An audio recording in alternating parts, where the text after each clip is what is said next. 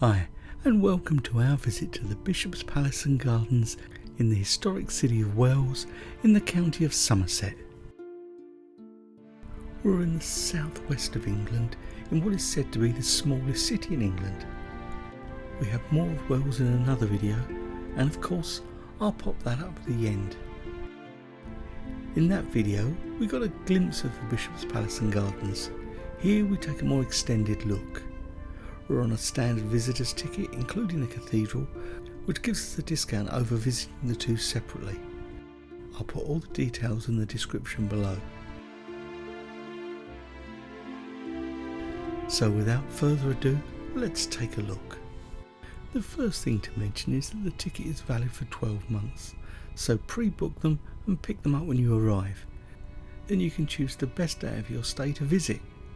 Guess who didn't do that? So our visit coincided with a touch of moisture. Also worth mentioning is you don't need a ticket to step through the gatehouse or to visit the Bishop's Table Cafe on site. What you do get with the ticket is a chance to look around the seat of the Bishop of Bath and Wells for over 800 years.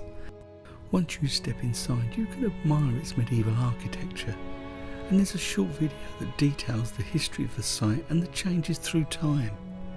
I love the way there is life in the rooms, mirroring the 800 years of history. In fact, the construction began around 1210 by order of Bishop Jocelyn of Wells. It was added to over time. The gatehouses, the moat and the walls, all later additions, and areas like the Great Hall have been and gone. One thing that becomes clear about the Bishop's Palace is that it's a place for meeting people and conducting church business. There's a certain grandeur, but also a level of austerity about the layout. Perhaps I'm wrong. We have a reconstruction of Bishop William Wilson's study from the 1920s to give a feel of his lifestyle.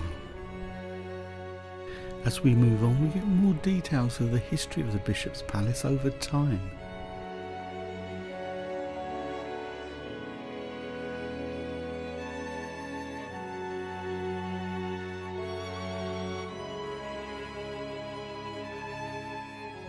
The next room we step into is the coronation room, which houses the coronation cope, used at Queen Elizabeth II's ceremony and 3 previous crownings of British monarchy. From the coronation of Richard I in 1189, the Bishop of Bath and Wells has supported each monarch at the ceremony. We've now reached the Bishop's Chapel, built between 1275 and 1292 for Bishop Burnell, Lord Chancellor under Edward I. It has been used by bishops of Bath and Wells and their households for private prayers for centuries.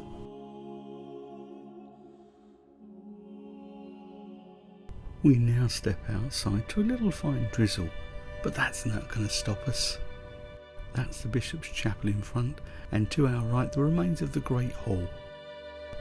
Another victim of the English Reformation, stripped of the lead off its roof in the late 1500s and left to ruin. It now forms part of the gardens, and we have 14 acres of gardens managed in partnership with the Royal Horticultural Society to explore. Plus we'll also get to see the Wells.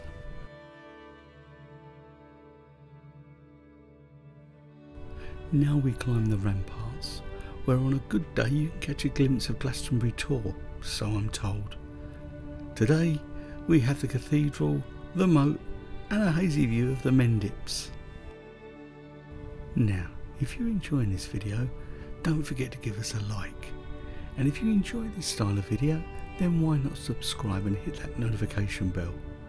We've plenty more to come, travel tales with generally a sprinkling of history and culture. Even on this damp day in early July, yes, this is the Great British Summer, Wells is wonderful. And if you're considering visiting Wells and you're looking for somewhere to stay, then we'd recommend the Swan Hotel, just a stone's throw from the Bishop's Palace and Gardens, but please don't throw stones. Seriously though, it's just a 5-minute walk, and there's a link in the corner and also in the description.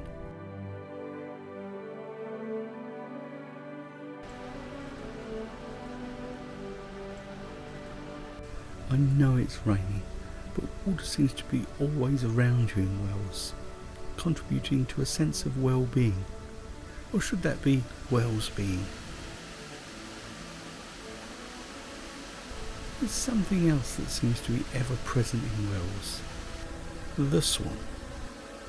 We're staying at the Swan Hotel. There's a giant swan in the high street, another on the ramparts. And who can forget Peter Ian Staker's missing swan from Hot Fuzz?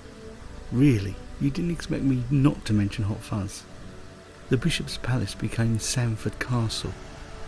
Okay, that's the last mention of it. Anyway, it's rather nice around here, so I'll be quiet for a while to let you enjoy it.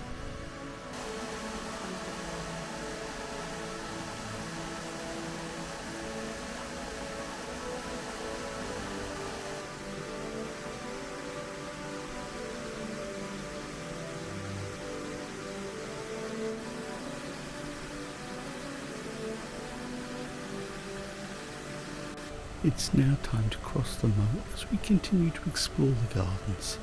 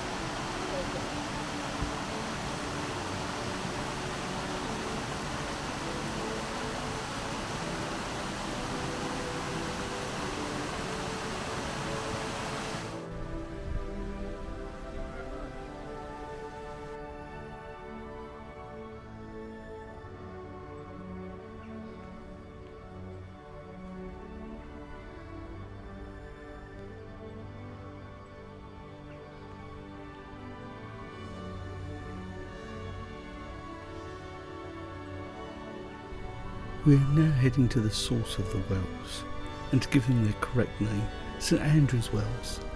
I believe there's 3 of them, and they're fed from rainfall from the Mendip Hills that has filtered through the limestone. It makes its way from here until it joins the River Sheppey in the village of Coxley, around 2 miles away. As we make our way around, you get to enjoy the beautiful landscape gardens. I guess the gardeners here don't have to worry about a hosepipe ban.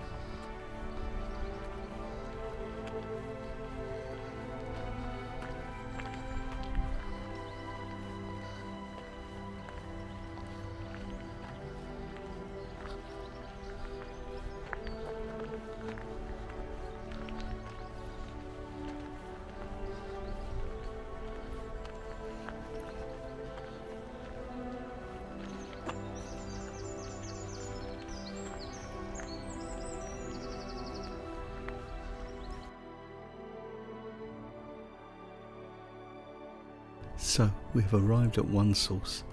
We'll catch the other 2 in a moment.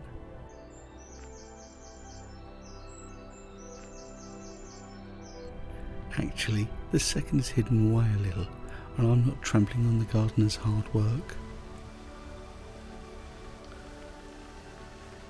And the third? I told you it was raining. Anyway, that's a wrap. Thanks so much for watching. Stay safe, stay well, and happy travels.